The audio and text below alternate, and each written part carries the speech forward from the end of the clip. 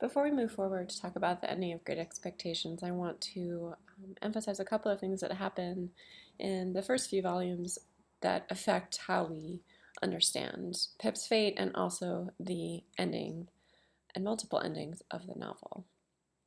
The first is the concept of the angel in the house that we have been talking about, particularly the language from Ruskin's Of Queen's Gardens and Patmore's poem, The Angel in the House. And Biddy serves as a example of this model, and Pip is struggling to decide why Biddy isn't his first choice. Biddy was never insulting, or Biddy today or someone else tomorrow. She would have derived only pain from giving me pain. How could it be that I did not like her much the better of the two? This question of female models, of the ways in which love is defining Pip's fate and increasing his inaction in Victorian society.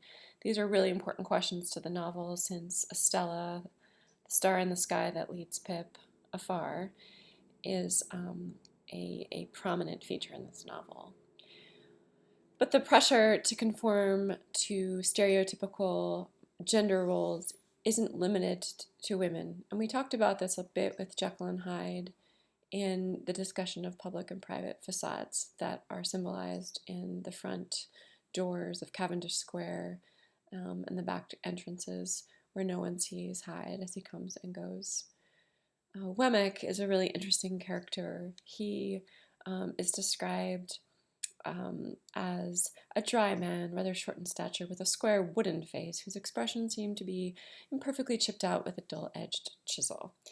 Now, what's interesting about Wemmick is he is clearly one person at work and another at home, and he's able to compartmentalize these identities quite perfectly, because as soon as he leaves the office, he leaves it completely behind. If it's not in any way disagreeable to you, you'll oblige me by doing the same, he advises Pip. And there's something about this ability that is rare, but also quite attractive, because very few of the characters in this novel are able to do this. One important thing we learn in the middle sections of the novel is that we learn a bit more about why Miss Havisham is this miserable, why she has stopped the clocks in her life. And it's important to realize that her revenge is connected to the sort of ways in which she has been wronged, jilted at the altar. We have the return of the pale young gentleman in the figure of Herbert Pocket, who befriends Pip and is one of the models that he has to look to for how to behave and live his life. The other significant thing that happens to kind of lead Pip astray is Joe's visit to London and his conclusion here that you and me is not two figures to be together in London, nor yet anywheres else, but what is private and known and understood among friends. Joe here is forgiving Pip for treating him cruelly, which is something that sets him apart from other characters in the novel as arguably impossibly good. Joe's fate represents a sort of fitting end to the story, where he is finally rewarded for caring for Pip despite being jilted by him and rejected by him because of shame and because of Pip's inability to understand what matters in his life. Language of romance is crucial in this novel when it comes to Pip's vision of himself. He sees himself as the young knight of romance, marrying Estella, and he says he loved her against reason, against promise, against peace, against hope, against happiness, against all discouragement that could be. This imagining of love imitates how Miss Havisham will describe her definition of love and what real love is to her. She says it is blind devotion, unquestioning self-humiliation, utter submission, trust, and belief against herself, and against the world, giving up your whole heart and soul to the smiter as I did. This language is reminiscent of the art of courtly love, the idea of true love showing the most clear evidence in humiliation and not eating or sleeping, and the sort of rejection of oneself, in which the lover kind of consumes all. What's interesting about Miss Havisham is her decision to use Estella as a pawn in her revenge against men, though it was one in particular who wronged her.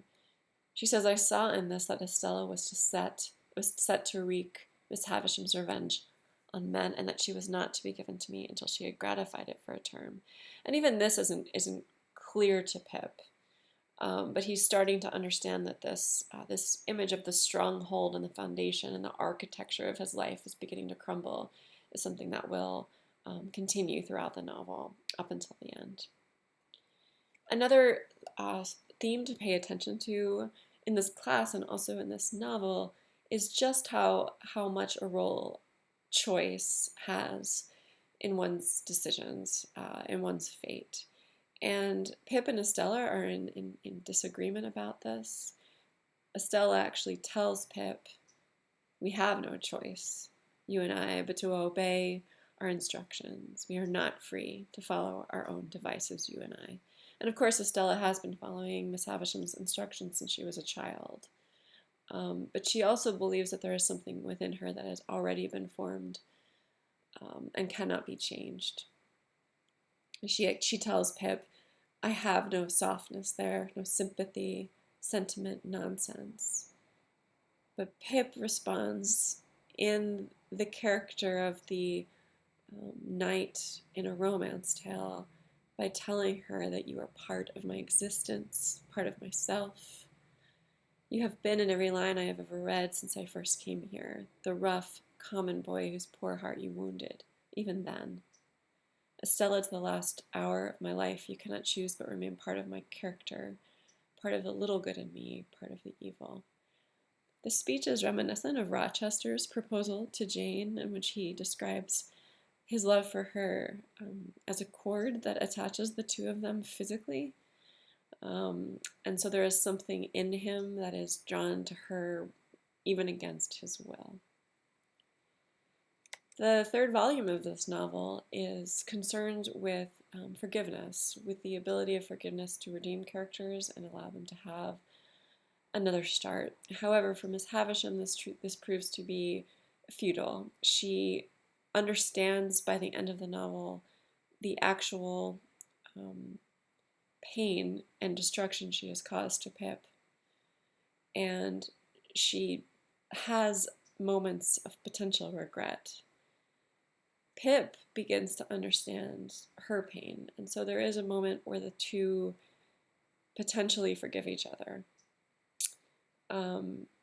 But shortly after this moment occurs and Pip leaves Miss Havisham's house, he turns to see it going up in flames. Now this is a really, really important part of the novel because it isn't explicit how the fire occurs, though several adaptations will take liberties to interpret this as a suicide, while others clearly make it an accident. And so we will talk about, one thing you could talk about in your post is this moment in which Pip and Miss Havisham meet for the last time. And the way in which this moment is described. I'll be sharing a clip of this online that you can watch to see how one director interpreted it. And finally, let's just take a look at the two endings of this novel. In a letter to his friend Wilkie Collins, Dickens wrote that their friend Bulwer Lytton was so anxious that I should alter the end of Great Expectations, the extreme end, I mean, after Biddy and Joe are done with, and stated his reasons so well that I have resumed the wheel and taken another turn at it. Upon the whole, I think it is the better. So the ending that you were reading is the revised ending, in which Estella says, I have been bent and broken, but I hope into a better shape. Be as considerable and good to me as you were and tell me we are friends.